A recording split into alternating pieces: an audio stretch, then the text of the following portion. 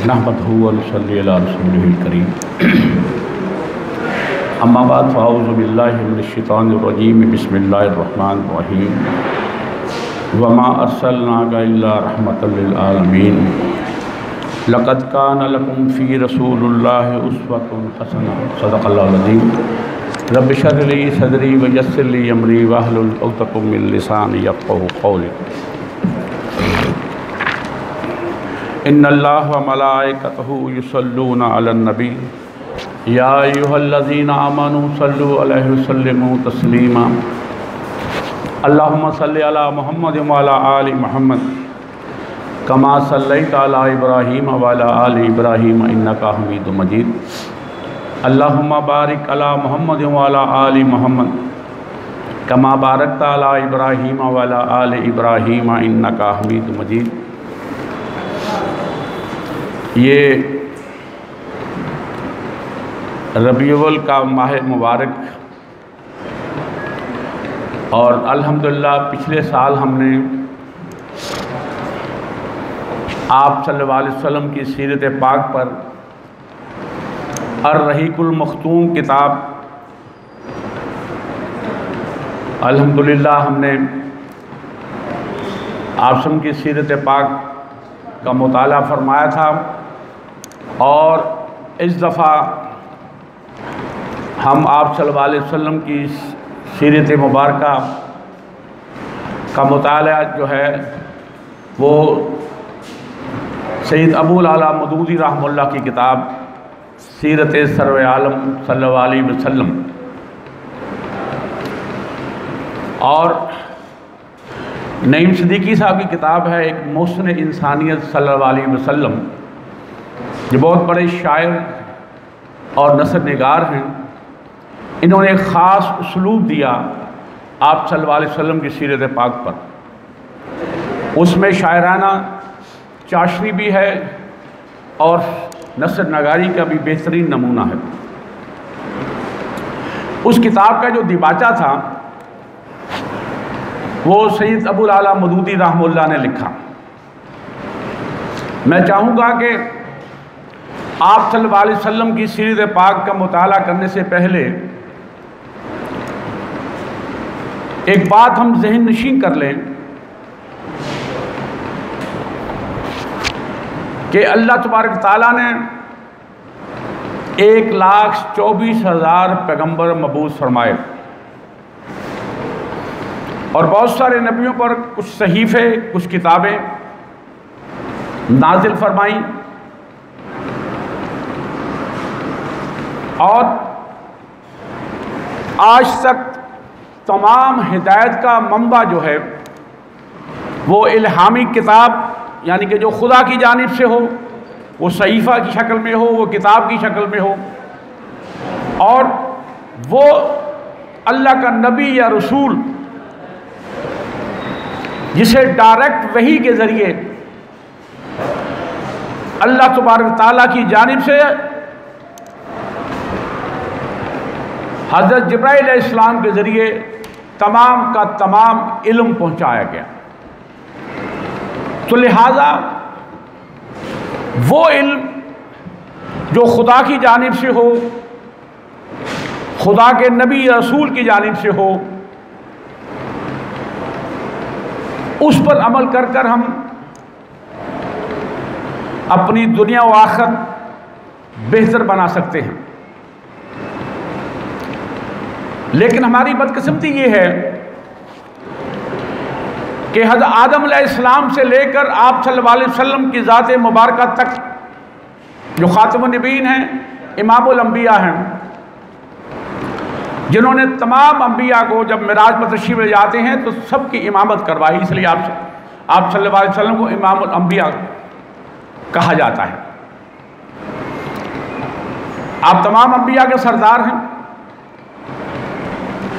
लेकिन पिछली कोई किताब और सहीफ़ा अपनी असल शक्ल में मौजूद नहीं है। उनकी किताबें और सहीफ़े भी मौजूद नहीं हैं और वो नबी और रसूल जो आए इस दुनिया में उनकी ज़िंदगी के बारे में भी चंद बातों के अलावा हमें कुछ मालूम नहीं। लेकिन ये हमारी खुशकिस्मती है कि अल्लाह तबारक ताला ने अपनी आखिरी किताब कुरान हकीम आप सल्लल्लाहु अलैहि वसल्लम के कल्बे मुबारक पर उतारी। उसका एक एक लफ्ज़ जिसका ज़ुम्मा अल्लाह ने खुद उठाया है।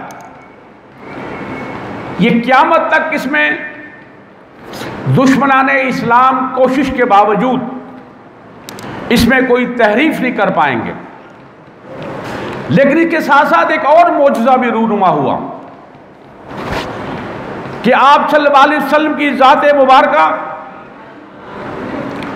का बचपन, जवानी, उधेड़ उम्र, यहां तक कि वफात तक का एक एक लम्हा जो है वो नक्श है किताबी शक्ल में। ये खास मौजज़ा है कि आप सल्लल्लाहु अलैहि वसल्लम का उठना, बैठना, सोना, जागना, जंग में, अमन में, अपने घर के अफराद के साथ, दोस्तों दुश्मनों के साथ, एक एक चीज़ जो है वो मौजूद है किताबी शक्ल में और वो क़यामत तक मौजूद रहेगी। इस पर हमारे बहुत सारे आइमा किराम और मुहद्दिसीन ने बड़ी अरकरेज़ी की। एक एक हदीस के लिए कई कई 100 मील का फासला तय किया, उसकी पड़ताल की, उसका तरीका जाना कि वो उसका सोर्स उस शख्स से लेकर आप सल्लल्लाहु अलैहि वसल्लम तक पहुंचाया। जहां थोड़ा सा भी खला महसूस हुआ या किसी शख्स जो रावी है उसकी सच्चाई पर जरा भी कोई शक हुआ तो उसे भी साइड पे कर दिया गया। तो लिहाजा मैं सबसे पहले वो दिबाचा जो सैयद अबू अल-मदूनी रहमुल्लाह ने हज़रत नईम सिद्दीकी रहमुल्लाह की किताब जो है मौसून इंसानी सल्लल्लाहु अलैहि वसल्लम, इसे हम जानेंगे तो फिर हमें मालूम होगा कि खुदा की हिदायत जो भेजी हुई वो क्या है और नबियों के जो अहकामात हैं वो क्या होते हैं। जब दोनों में से किसी चीज़ को हम छोड़ देते हैं हम भटक जाते हैं, हम टामकटोइयाँ मारने लग जाते हैं। तो मैं आपके सामने वो दिबाचा पढ़ कर रखना चाहता हूँ कि इस्लाम की नेमत हर ज़माने में इंसान को दो ज़राए से पहुँची है। एक अल्लाह का कलाम, दूसरे अंबिया अलैहिमुस्सलाम की शख्सियतें जिनको अल्लाह ने ना सिर्फ अपने कलाम की तबलीग व तालीम व तफ़हीम का वास्ता बनाया बल्कि उसके साथ अमली क़यादत और रहनुमाई के मनसब पर भी मामूर फरमाया ताकि वो कलामुल्लाह का ठीक ठीक मंशा पूरा करने के लिए इंसानी अफराद और माशरे का तज़किया करें। यही वो चीज़ हुआ करती है कि इंसानों का और माशरे का तज़किया करना और इंसानी ज़िंदगी के बिगड़े हुए निज़ाम को संवार कर उसकी तामीर साले कर दिखाएं। ये उनका मसमा नज़र, ये उनका मिशन हुआ करता है। ये दोनों चीज़ें हमेशा से ऐसी लाज़िम व मलज़ूम हैं कि इनमें से किसी को भी किसी से अलग करके इंसान को कभी दीन का सही फ़हम नसीब नहीं हो सका और ना वो हिदायत से बहरायाब हो सका। किताब को नबी से अलग कर दीजिए, ज़रा गौर से सुनिएगा, तो वो एक कश्ती है नाखुदा के बगैर जिसे लेकर अनारी मुसाफिर जिंदगी के समंदर में खा कितने ही भटकते फिरें मंजिल मकसूद पर नहीं पहुंच सकते। और नबी की किताब से अलग कर दीजिए नबी को, तो फिर खुदा का रास्ता पाने की बजाय आदमी ना खुदा ही को खुदा बना बैठे से कभी नहीं बच सकता। यानी कि जब नबी की सीरत नहीं होगी तो फिर वो ऐसा कश्ती में सवार होगा कि वो ना खुदा को ही खुदा समझ बैठेगा। और कभी वो समझता है कि मेरे जो अमाल हैं मेरे नबी ने कफारा कर दिया, यहूद कहते हैं कि हमें तो अजाब 40 दिन मिलना है। जब हज़रत मूसा अलैहिस्सलाम कोहे तूर पर तशरीफ ले गए और जब उन्हें तौरात की तख्तियाँ अल्लाह ने देनी थी और पीछे हज़रत हारून अलैहिस्सलाम थे और इन्होंने वो सामरी ने वो जो जादू के जो है वो बछड़ा बना लिया सोने का पिघला कर, और उसमें से रास्ता उसके मुंह में और पीछे से उसमें जो हवा गुजरती थी तो ख़ास आवाज़ पैदा होती थी। इन्होंने खुदा से रुख मोड़कर उस बछड़े की इबादत करनी शुरू कर दी। और हज़रत मूसा अलैहिस्सलाम ने जब आकर पूछा तो अल्लाह के हुक्म के मुताबिक कहा कि तुमने जो गलती की है अब तुम एक दूसरे को कत्ल करो। तो सामरी वहां से भागा और यहाँ एशिया की तरफ इंडिया में आ ठहरा। यही वजह है कि उसने यहाँ भी फिर उसे गाय माता की परवरिश, उसी का पेशाब इस पर उनको लगा दिया। और ईसा अलैहिस्सलाम के हवारियों ने कहा, पहले उन्हें नबी ना माना, वो झूले में गुफ्तगू की, इसने कहा कि मैं अल्लाह का बंदा और रसूल हूँ, और अल्लाह ने उसे मौजज़ात दिए, कोढ़ ठीक हो गया, अंधे को जो है वो बीनाई दे, और वो कोई मिट्टी का खिलौना बनाया, उसमें फूंक मारी तो वो जिंदा कर दिया, और ताज़ा मुर्दों को अल्लाह के हुक्म से जिंदा कर दिया। तो इन्होंने फिर हज़रत ईसा अलैहिस्सलाम को सूली पर चढ़ाकर ये समझा कि वो सूली पर चढ़ गए और हमारे सारे गुनाहों का कफ़ारा है क़यामत तक के लिए। एक नई सोच उनमें डेवलप कर दी। हालांकि उन्हें अल्लाह ने सूली पे उनका हम शक्ल चढ़ाया, अल्लाह से अपने पास बुला लिया। और यही वो चीज़ है बेसिकली कि इंसान जब अल्हामी हिदायत से दूर होता है और अल्लाह के नबी की हिदायत से दूर होता है तो फिर वो टामक टोयां मारता है। फिर वो अल्लाह के जो नेक लोग हैं इनमें वो समझता है कि इसमें अल्लाह का अवतार आ गया, अल्लाह इसमें हुलूल कर गया, तो बढ़ते बढ़ते फिर उसे अल्लाह ही बना बैठते हैं। यही वो सोच है जिस पर कदगन लगाने की ज़रूरत है। ये दोनों ही नतीजे पिछली कौमें देख चुकी हैं। यहूदियों ने अपने अंबिया की सीरतों को गुम किया और सिर्फ किताबें लेकर बैठ गए। अंजाम ये हुआ कि किताबें उनके लिए लफ्सी गोरख धंधा से बढ़कर कुछ ना रही, हत्ता कि आखिरकार वो खुद उन्हें भी वो गुम कर बैठे। किताबों में तहरीफ कर दी, तब्दीली कर दी, उसकी असल शक्ल जो है वो गायब कर दी। ईसाइयों ने किताब को नज़रअंदाज करके नबी का दामन पकड़ा और उसकी शख्सियत के गिर्द घूमना शुरू किया। नतीजा ये हुआ कि कोई चीज़ उन्हें नबी अल्लाह को इब्नुल्लाह बल्कि ऐनुल्लाह बनाने में भी बाज ना रख सकी। ये वो चीज़ होती है जब अब इंसान अल्लाह की हिदायत से मुंह मोड़ देता है तो फिर वो अल्लाह के नबी में पहले उसे अल्लाह का नबी मानता है, फिर उसे जो है वो इब्नुल्लाह मानता है, और फिर एक वक्त आता है कि उसे ऐनुल्लाह के यही अल्लाह है। ये वो चीज़ें हैं बेसिकली। और आज हमारे इस दौर में हम देखिए कि जो अल्लाह के रसूल सल्लल्लाहु अलैहि वसल्लम ने आखिरी वक्त है अपने खालिक हकीकी से मिलने से चंद रोज पहले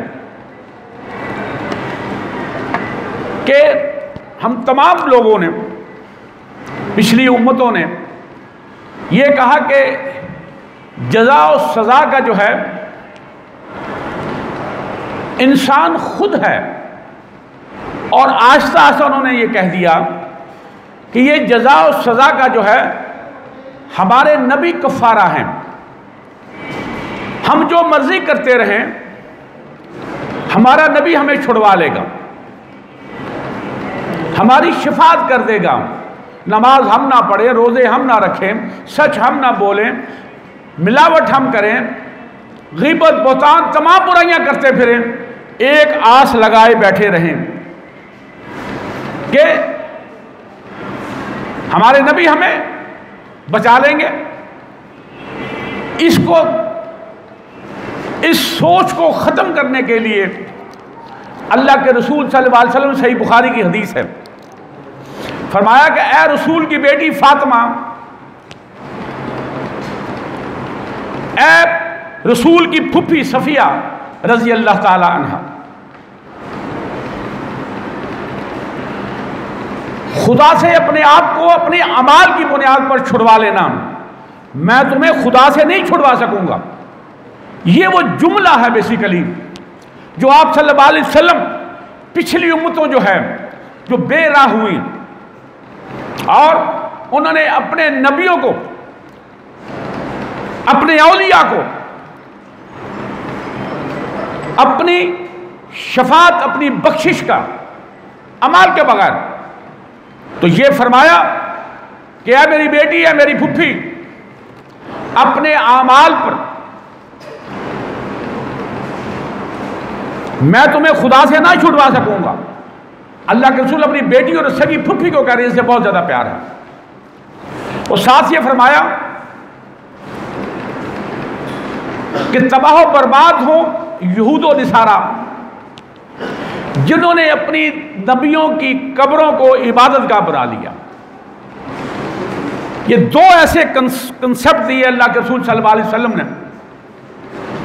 फरमाया कि होना ये चाहिए कि अपनी इबादत में, नमाजों में, रोज़ा, हज, ज़कात जो है, अपने जो हुकूकुल्लाह, हुकूकुल इबाद में अपने तई बाकायदगी होनी चाहिए तमाम इबादत में। और इन तमाम इबादत के होते हुए अपनी इन इबादत को बहुत कम जानना चाहिए कि मैंने कुछ भी नहीं किया। और अल्लाह की जो है रहमत, उसके उम्मीदवार होना चाहिए। हदीस पाक में आता है कि अल्लाह के रसूल सल्लल्लाहु अलैहि वसल्लम फरमाया कि कोई शख्स भी अपनी इबादत की बुनियाद पर जन्नत में नहीं जा सकता जब तक अल्लाह का फजल, उसकी रहमत शामिल हाल ना हो। उस शख्स ने आगे से सवाल लौटा दिया आप सल्लल्लाहु अलैहि वसल्लम पर कि अल्लाह के रसूल सल्लल्लाहु अलैहि वसल्लम आप भी? फरमाया मैं भी अपनी इबादत की बुनियाद पर जन्नत में ना जा सकूंगा। ये मुझे और आपको समझाने के लिए है कि अपनी इबादत, अपने अमाल, उस पर तकिया लगा कर ना बैठ जाओ। सिर्फ शफात पर अमाल ना करके सिर्फ शफात पर तकिया ना लगाओ, इबादत भी करते चले जाओ और अल्लाह की रहमत, उसके फजल पर तकिया लगाओ, फिर बात बनेगी। और पुराने अदवार की तरह अब इस नए दौर में भी इंसान को नेमत इस्लाम मुयस्सर आने के दो ही ज़राए हैं जो अज़ल से चले आ रहे हैं। एक खुदा का कलाम जो सिर्फ कुरान पाक की सूरत में ही मिल सकता है, और दूसरे उसवा नबुवत जो अब सिर्फ मोहम्मद अरबी सल्लल्लाहु अलैहि वसल्लम की सीरत पाक ही में महफूज है। हमेशा की तरह आज भी इस्लाम का सही फहम जो है इंसान को अगर हासिल हो सकता है तो उसकी सूरत सिर्फ ये है कि वो कुरान को मोहम्मद सल्लल्लाहु अलैहि वसल्लम से और मोहम्मद सल्लल्लाहु अलैहि वसल्लम को कुरान से समझे। ये है वो तरीका। इन दोनों को एक दूसरे की मदद से जिसने समझ लिया उसने इस्लाम को समझ लिया, और वरना फहम दीन से भी महरूम रहा और नतीजा हिदायत से भी। फिर कुरान और मोहम्मद सल्लल्लाहु अलैहि वसल्लम दोनों चूंकि एक ही मिशन रखते हैं, एक मकसद और मुद्दा के लिए आए हुए हैं, इसलिए उनको समझने का जो है इन्हिसार इस पर है कि हम उनके मिशन और मकसद को किस हद तक समझते हैं।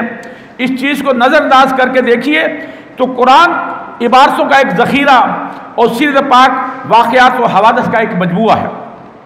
आप लुग़त और रवायात और इल्मी तहक़ीक़ व काविश की मदद से तफसीरों के अंबार लगा सकते हैं और तारीख़ी तहक़ीक़ का कमाल दिखाकर रसूलुल्लाह सल्लल्लाहु अलैहि वसल्लम की ज़ात पाक और आपके अहद के मुतालिक सही तरीन और वसी तरीन मालूमात के ढेर लगा सकते हैं, मगर रूह दीन तक नहीं पहुँच सकते, क्योंकि वो इबारात और वाक़यात से नहीं बल्कि उस मकसद से वाबस्ता है जिसके लिए कुरान उतारा गया और मोहम्मद अरबी सल्लल्लाहु अलैहि वसल्लम को उसकी अलमदारी के लिए खड़ा किया गया।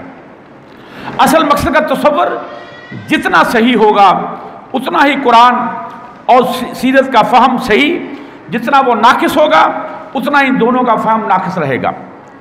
ये एक हकीकत है कि कुरान और सीरत मोहम्मदी सल्लल्लाहु अलैहि वसल्लम दोनों ही बहरे नापैदा किनार हैं, इनका कोई किनारा नहीं है। कोई इंसान ये चाहे कि उसके तमाम मानी फ़वाइद और बरक़ात का इहाता करे तो इसमें कभी कामयाब नहीं हो सकता।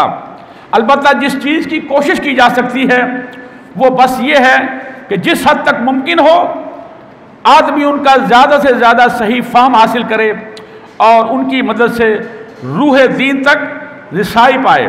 यही वो चीज़ है, ये वो दिबाचा था जो सैयद अबुल आला मौदूदी रहमतुल्लाह ने मोहसिन इंसानियत सल्लल्लाहु अलैहि वसल्लम जो किताब है नईम सदीकी साहब की, उसमें ये फरमाया और ये वाज़े कर दिया कि हमारी हिदायत के लिए कुरान है और आप सल्लल्लाहु अलैहि वसल्लम की सीरत पाक है। और हमें ये जानना चाहिए इल्म जो है वो सिर्फ इल्मुल कुरान है और इल्मुल हदीस है।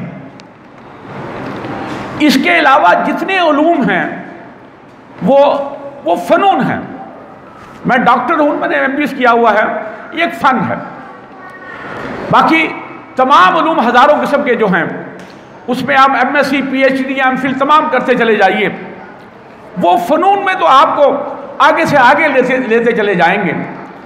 जब तक इन तमाम उलूम की, तमाम फ़नून की जो है आबियारी कुरान और हदीस से नहीं होगी, हमें उसका उस तरह का फ़ायदा नहीं पहुंच सकता। तो लिहाजा आज हम जिस किताब से आप सल्लल्लाहु अलैहि वसल्लम का जो है वो सीरत पाक पर हम ज़िक्र खैर करेंगे, वो सीरत सरवर आलम सल्लल्लाहु अलैहि वसल्लम है।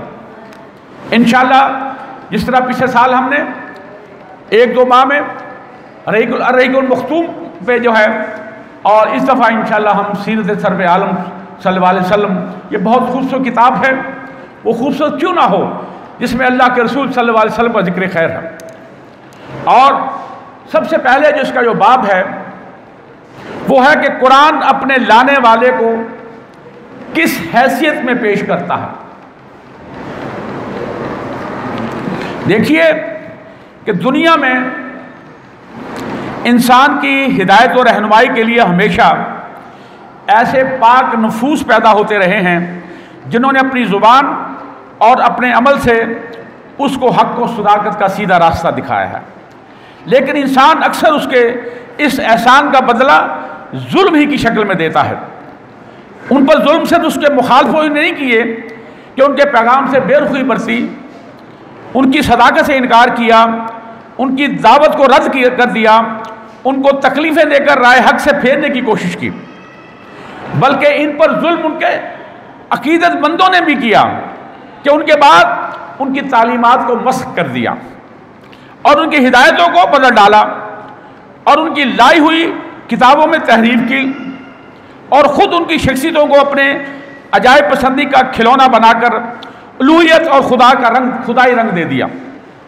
पहली किस्म का जुल्म तो नफूस कुदसिया की ज़िंदगी तक महदूद है या कुछ चंद साल तक, लेकिन ये दूसरी किस्म का जो जुल्म है जो उनके बाद सदियों तक होता रहा और बहुत से बुजुर्गों के साथ अब तक हुए चला जा रहा है।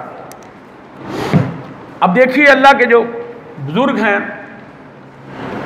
शाह जिलानी रहमुल्लाह, सैयद अली हजवेरी रहमुल्लाह, मुजद्दिद अल-सानी रहमुल्लाह, हज़रत बाजी बिस्तामी रहमुल्लाह, इस तरह बेशुमार सैकड़ों हम नाम ले सकते हैं जिनकी किताबें भी हैं, लेकिन उस पर हम हसबी बात नहीं कह सकते कि इन लोगों ने तो बड़े अखलास के साथ अल्लाह का दीन हम और आप तक पहुंचाया, लेकिन हम उन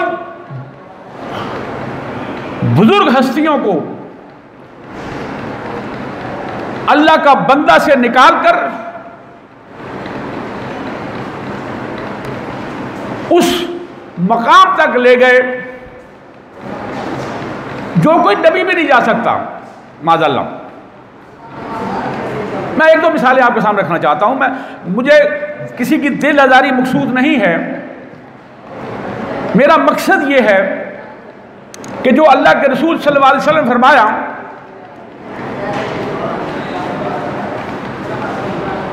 ऐ लोगों मेरे बारे में गुल से ना काम लेना, जिस तरह पहले मुझसे यहूद और नसारा ने किया। मुझे अल्लाह का बंदा और रसूल ही रहने देना। लेकिन मैं आगे जाके इसी किताब में बहुत सारी मिसालें दूंगा कि हमने फिर उनको अल्लाह के बंदे से उठाकर बहुत ऊपर ले गए। मैं एक मिसाल देता हूं, मैं वो खुद भी नात पढ़ता रहा हूं। अल्लाह दा पकड़िया छुड़ावे मोहम्मद सल्लल्लाहु अलैहि वसल्लम। मोहम्मद दा पकड़िया छुड़ा कोई नहीं सकता। अब ये क्या चीज है? ये अकीदत में हम इतने अंधे हो जाते हैं कि आप चलो की ज़ात मुबारक खुदा से भी ऊपर ले जाते हैं। आसिफ फरमाया कि मैं सबसे पहले मेरी कब्र मुबारक फटी, इस पर कोई फख्र नहीं। और ये हदीस शफात है जो हज़रत इब्न अब्बास रिवायत करते हैं, बहुत लंबी हदीस है। फरमाया कि हम का झंडा मेरे हाथ में होगा, जिसमें हज़रत आदम अलैहिस्सलाम से लेकर तमाम लोग, तमाम नबी होंगे, इस पर कोई फख्र नहीं।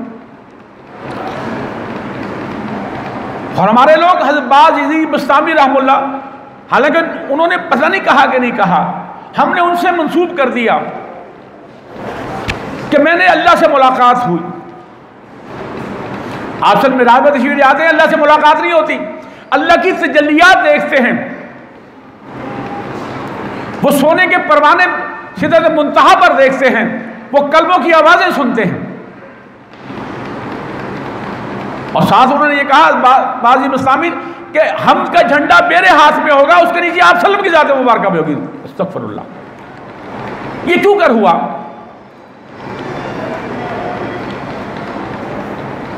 इसलिए कहा कि फलां बुजुर्ग अपनी कब्र से निकला और फलां दो लोगों में, वो भी मौलाना हजरात थे, उनमें सुलह करे भी कब्र में चले गए। अस्तगफिरुल्लाह।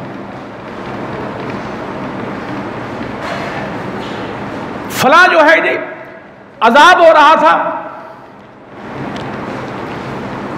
तो शाह अब्दुल कादिर जिलानी रहमुल्लाह तशरीफ लेके कब्र पे, तो रब ने कहा कि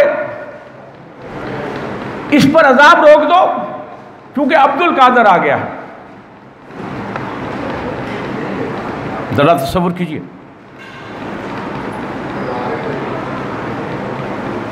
ये चीजें उस वक्त होती हैं। मैं आगे जाके आपको जब बताऊंगा कि ये जितनी बुद्ध मत हो गया, हिंदू मजहब में जो किताबें हैं उनकी गीता और नारायण, अगर हम उसको पढ़ते हैं तो लगता वो भी कोई इल्हामी किताब है, लेकिन हमारे तस्वुर में नहीं आता, क्योंकि अल्लाह का बंदा आकर ऐसी बातें कह सकता है, ये तो वही बंदा कह सकता है जिस पे अल्लाह का उतार हो, या अल्लाह उसकी शक्ल में माज़अल्लाह आके हमें ये चीजें बतला रहा हो। आगे मैं आपको बतलाता हूं।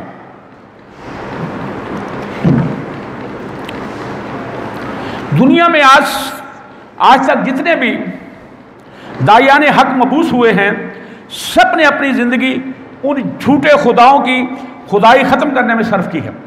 जितने भी अल्लाह के बंदे आए हैं नेक जो हैं, जिन्हें इंसान ने खुदाए वाहद को छोड़कर अपना खुदा बना लिया था, लेकिन हमेशा यही होता रहा कि उनके बाद उनके मानने वालों ने जाहिलाना अकीदत की बुना पर खुद उन्हीं को खुदा या खुदाई में खुदा का शरीक बना लिया, और वो भी उनके बुतों में शामिल कर लिए गए, जिन्हें तोड़ने में उन्होंने अपनी तमाम उम्र जो है वो सर्फ कर दी थी। दरअसल इंसान जो है अपने आप से कुछ ऐसा बदगुमान है कि उसे इंसानियत में कुदसी और मलकूती सिफात के मकान वो वजूद का बहुत कम यकीन आता है। वो अपने आप को महज कमज़ोरियों और पस्तियों के मजमूआ समझता है, उसका जहन इस हकीकत कुबरा के इल्म इस आन से अमूमन खाली होता है।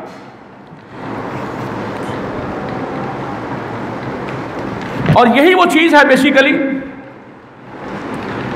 कि ये जो कुव्वत अल्लाह ने अपने उस बंदे को वसीयत की हैं, जो उसको बशर होने और बशरी सिफात से मुत्तसिफ रहने के बावजूद आलम पाक में जो है बुलंद दर्जा जो है वो उन्हें पहुंचा सकती हैं। यही वजह है कि जब कभी इस दुनिया में किसी इंसान ने अपने आप को खुदा के नुमाइंदे की हैसियत से पेश किया है, तो उसके हम जिनसों ने पहले तो ये देखकर कि ये तो हमारी तरह गोश्त पोश का इंसान है, इसे खुदा सीधा मानने से साफ इनकार कर दिया। हर नबी को कुरान ने हर नबी का जब जिक्र किया है, वह हर नबी को इस वजह से झुटलाया गया कि हम इसे अल्लाह का नबी कैसे मान लें, ये तो हमारी तरह गोश्त पोश का इंसान है, बाजारों में चलता फिरता है, खाता पीता है, शादी करता है, बच्चे पैदा करता है। अगर अल्लाह ने हमारी मखसूस सी रहनुमाई तो फरिश्ता क्यों उनको भेज दिया। हर नबी, कुरान पढ़ लीजिए तर्जमे के साथ, हर नबी को यह सुनना पड़ा कि अल्लाह को आप ही मिले थे नबी के लिए, कोई और नहीं मिला। तो यही वो चीज है बेसिकली। और जब बिलाखिर उसकी ज़ात में गैर मामूली महासिन का जलवा देखकर सरे अकीदत झुकाया, तो फिर कहा कि जो हस्ती ऐसी गैर मामूली खूबियों की मालिक हो वो हरगिज़ बशर नहीं हो सकती।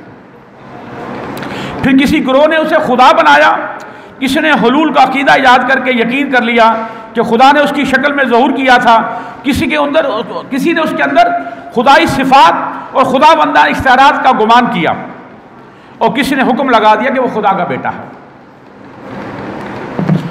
और दुनिया में जितने मज़ाहिब हैं ना, उसके बारे में हम थोड़ा थोड़ा बात करेंगे कि वो किस तरह का पैगाम वो लोग लेकर आए और उनके मानने वालों ने किस तरह उसमें तहरीफ की और उन्हें क्या से क्या बना दिया। मुख्तलिफ अहले मज़ाहिब के तसव्वुरात अपने बानी मज़हब के मुतालिक दुनिया के किसी पेशवाए दीन की ज़िंदगी को ले लीजिए, तुम देखोगे कि उसकी ज़ात पर सबसे ज़्यादा जुल्म उसके मानने वालों ने ही किया है। उन्होंने उस पर अपने तख़य्युलात और अवाम के इतने पर्दे डाल दिए कि उसकी शक्ल सूरत देखना ही बिल्कुल महाल हो गया। सिर्फ यही नहीं कि उनकी मुहर्रफ किताबों से मालूम करना मुश्किल हो गया कि उनकी असली तालीम क्या थी, बल्कि हमने उससे ये भी मालूम नहीं कर सकते कि वो खुद असल क्या है। उनकी पैदाइश में अजूबगी, उनकी तफूलियत में अजूबगी, उनकी जवानी और बुढ़ापे में अजूबगी, उनकी ज़िंदगी की हर बात में अजूबगी और उसकी मौत तक में अजूबगी। गर्ज इब्तदा से लेकर इंतहा तक वो एक अफसाना ही अफसाना नज़र आता है। उसको इस शक्ल में पेश किया जाता है, या तो वो खुद खुदा था, या खुदा का बेटा था, या खुदा उसमें हुलूल कर गया था। कम से कम वो खुदाई में किसी हद तक शरीक ज़रूर था।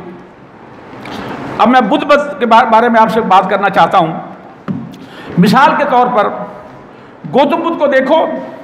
बुद्ध मज़हब के नहायत गहरे मुताले से सिर्फ इतना अंदाज़ा किया जा सकता है कि इस उलुल अज़म इंसान ने बरहमीनियत के बहुत से नकाइस की असलाह की थी और खुसूसियत के साथ उन बेशुमार हस्तियों की खुदाई का बुतलान किया था, यानी कि इनकार किया था, जिनको उस अहद के लोगों ने अपना माबूद बना लिया था।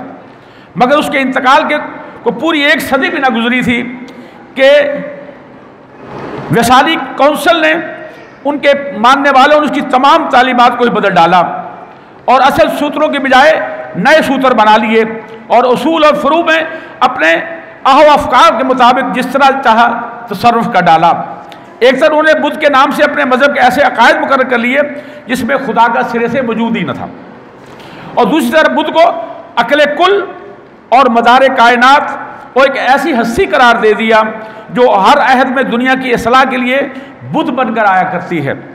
और उसकी पैदाइश, ज़िंदगी और गुज़श्ता आइंदा जो है वो जमनों के मुतालिक ऐसे अजीब अफसाने बना लिए जिनको पढ़कर प्रोफेसर विल्सन जैसे मुहक्किकीन हैरान होकर कह उठते हैं कि तारीख में फिलवाक़े बुद्ध का कोई वजूद ही नहीं है। और 3-4 सदी के अंदर इन इंसानों ने बुद्ध में अलूहियत का रंग भर दिया। और इसके ज़माने में बुद्ध मत के अयान आयमा की एक बहुत बड़ी काउंसिल ने यह फैसला दे दिया कि बुद्ध दरअसल खुदा का मादी ज़हूर था। वही आगे बात, जब इंसान को बढ़ाते बढ़ाते उस जानिब ले गए और या बालफाज दीगर खुदा उसके जिस्म में हलूल कर गया था। ये वही है। आगे देखिएगा कि हिंदुओं के जो राम, उनकी किताब रामायण है, और कृष्ण जिसकी किताब गीता है, इसका भी ज़रा गौर कर लीजिए। यही सलूक जो है रामचंद्र ही के साथ हुआ। रामायण के मुताले से साफ मुतरश्य होता है कि राजा रामचंद्र जी महज एक इंसान थे, नेक दिल, इंसाफ पसंद, शुजात, फयाज, तवाज़ो, हिलम और इशार में कमाल का मर्तबा तो उन्हें ज़रूर हासिल था, मगर अलूहियत का शायबा तक उनमें ना था।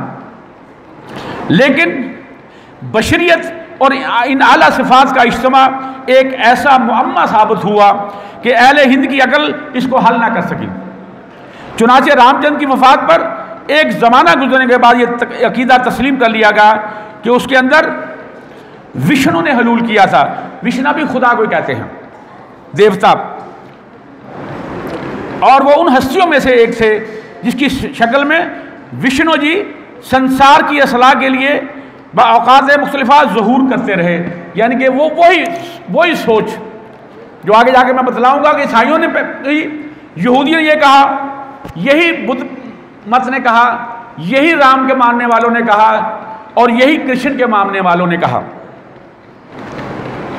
और श्री कृष्ण इस मामले में, यानी कि बुद्ध और राम दोनों में से ज़्यादा मजलूम हैं कि भगवत गीता जो है उसमें तहरीर और तफसीर इतनी कर दी गई कि कई अमलों से निकलकर जिस शक्ल हम तक पहुंची है उसके अमीक मुताले से कम इतना मालूम होता है कि कृष्ण जी एक मुहव्विद, ये एक अल्लाह को मानने वाले थे, और उन्होंने हस्ती बारी ताला के हमागीर कादर मुतलिक और शदीदुल कवा होने का आवाज़ किया था।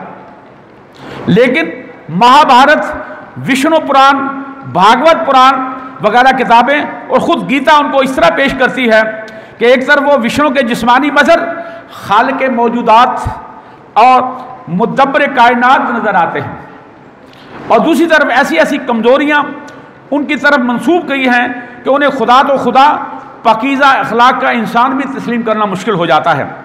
गीता में कृष्ण जी के यही अक़वाल मिलते हैं, बहुत सारे हैं। जब आप उस किताब का मुताला करते हैं, ये गीता वो किताब है जिसमें आप सल्लम का नाम मुबारक मौजूद है, महामत, आपकी वालिदा बाजिदा का नाम है, आपके वालिद बाजिदा का नाम है। लेकिन इस किताब के साथ भी वही हुआ जो बाकी अलहामी किताबें कुरान के अलावा जितनी भी थी, चाहे वो हज़रत दाऊद अलैहिस्सलाम पर उतरी हो, ज़बूर हो, हज़रत मूसा अलैहिस्सलाम पर वो तौरात हो, हज़रत ईसा अलैहिस्सलाम इंजील हो, हज़रत इब्राहीम अलैहिस्सलाम पर वो सहीफ़े हों, और बाकी नबियों के सहीफ़े, उनमें इतनी तहरीफ कर दी गई, इतनी तब्दीलियाँ कर दी गई, और उनकी ज़िंदगियों के चंद वाक़यात के अलावा कुछ भी मौजूद नहीं है। तो आज वो अंधेरे में टामक टोइयाँ मार रहे हैं। और ये आप सल्लम की ज़ात मुबारका है कि कुरान भी अपनी असल शक्ल में मौजूद है, और आप सल्लम की ज़िंदगी मुबारक का एक एक लम्हा जो है वो हमारे सामने मौजूद है, जैसे हम अपनी आँखों से देख रहे हैं। और यही वजह है कि आज वही लोग सिरात मुस्तकीम पर हैं और सुरखरू होंगे इस दुनिया में भी आखिरत में भी, जो कुरान को अपना ओढ़ना बिछोना समझते हैं, और आप सल्लम की ज़िंदगी मुबारक का एक एक गोशा जो है, सीरत का एक एक लम्हा जो है, आप सल्लम की एक एक फेल और एक एक लफ्ज़ आपकी ज़ुबान मुबारक से निकला है, जो हमारे लिए हुज्जत है। तो आज इंशाअल्लाह यहीं तक, इंशाअल्लाह अब हम इसको अपने तमाम लेक्चर्स में सीरत सरवर आलम सल्लल्लाहु अलैहि वसल्लम जो सैयद अबू अल मदूदी रहमतुल्लाह ने लिखी है, इसको जो है मुकम्मल करेंगे। अल्लाह हमें तौफीक दे कि आपसन का एक एक गोशा जो है, आपसन की ज़ुबान मुबारक से निकलने वाला एक एक लफ्ज़ जो है, हमें उस पर अमल करने के अल्लाह तौफीक अता फरमाए। और अल्लाह की किताब कुरान को तर्जमे के साथ, तफसीर के साथ पढ़ने, समझने और अमल करने की तौफीक अता फरमाए। जज़ाकल्लाह, आसन जज़ा।